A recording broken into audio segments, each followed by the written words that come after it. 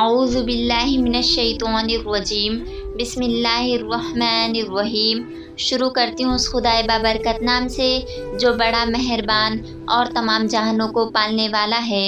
جب اس زمین پہ اللہ کے ولی امام علی علیہ السلام کی آمد کا وقت قریب آیا تو تاریخ گواہ ہے 11 رجب کو امام علی علیہ السلام کی والدہ بی بی فاطمہ بنت اسد خانہ کعبہ کے قریب آتی ہیں اور دیوار پہ ہاتھ رکھ کر کہتی ہیں، اے اللہ اپنے ولی کا ظہور فرما۔ تو بس دیوار کعبہ کا ٹوٹنا تھا اور امام علی علیہ السلام کی والدہ کا اندر داخل ہونا تھا۔ یہ منظر حضرت عباس ابن عبد المطلب دور سے دیکھ رہے تھے۔ جیسے ہی آپ نے دیکھا تو لوگوں کو چیخ چیخ کے کہنے لگے کہ ابو طالب کی جوزہ خانہ کعبہ کے اندر چلی گئی، آؤ کعبہ کا دروازہ کھول کے ان کو باہر نکالتے ہیں۔ یہ بات مکے سے پورے عرب میں پھیلنے لگی، لوگ دور دور سے آنے لگے کہ ابو طالب کی جوزہ جس کے پیٹ میں بچہ تھا، لوگ خانہ کعبہ کے دروازے کو کھولنے کی کوشش کر رہے ہیں لیکن کسی سے بھی اللہ کے گھر کا دروازہ کھلتا نہیں ہے۔ اس وقت پوری دنیا میں 2 لوگ مطمئن تھے، ایک حضرت ابو طالب اور دوسرے اللہ کے رسول حضرت محمد مصطفیٰ صلی اللہ تعالیٰ علیہ وسلم۔ تاریخ نے لکھا عرب کی سرزمین پہ اس سے پہلے اتنا ہجوم اکٹھا نہیں ہوا تھا۔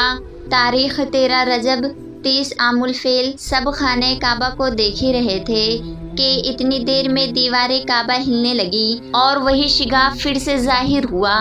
سب لوگ حیرت سے دیکھ رہے تھے۔ اتنے میں حضرت ابو طالب فرمانے لگے، اے محمد جاؤ دیکھو۔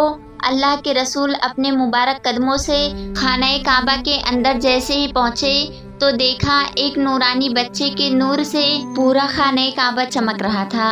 آپ نے دیکھا کہ امام علی کے والدہ پریشان ہیں۔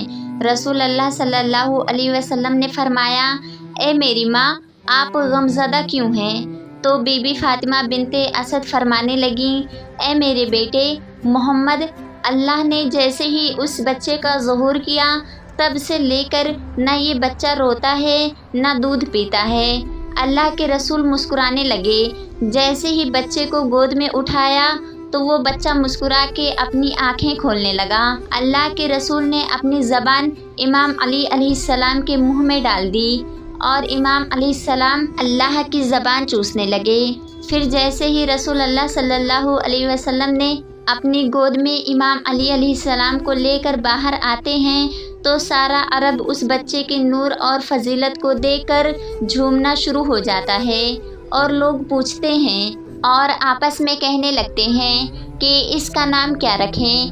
اتنے میں اللہ کے رسول فرماتے ہیں، اے لوگوں، اس طرح سے آج سے پہلے کسی بچے کی ولادت نہیں ہوئی۔ اس بچے کی ولادت علی ہے، افضل ہے، اعلیٰ ہے اور اللہ کی مرضی یہ ہے کہ اس بچے کا نام بھی علی رکھا جائے، یعنی وہ بلندی جس بلندی پہ کوئی پہنچ نہ سکے۔ فضا میں علی علی کی صدائیں بلند ہونے لگیں۔ جناب ابو طالب امام علیہ السلام کو لے کر اپنے گھر کی طرف جا رہے تھے کہ کسی منافقین نے کہا، اے ابو طالب کیا وہ رسم نہیں کرو گے جو ہر بچے کے ساتھ کی جاتی ہے؟ مکے میں یہ رواج تھا کہ پیدا ہونے والے بچے پہ سانپ چھوڑتے تھے۔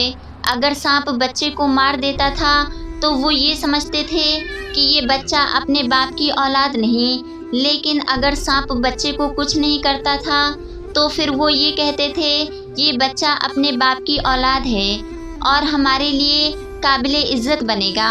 حضرت ابو طالب نے اللہ کے رسول کو دیکھا، امام علی علیہ السلام کو دیکھا اور ایک جگہ امام علی علیہ السلام کو رکھ کے کہنے لگے، لاؤ اس سانپ کو جس پہ تم فخر کرتے ہو۔ وہ سانپ چھوڑا گیا۔ جیسے ہی امام علی علیہ السلام کے قریب وہ سانپ آتا ہے، امام علی علیہ السلام اپنے ننھے ہاتھوں سے پکڑ کر چیر دیتے ہیں۔ سلام ہو اللہ کے ولی حضرت امام علیہ السلام پر۔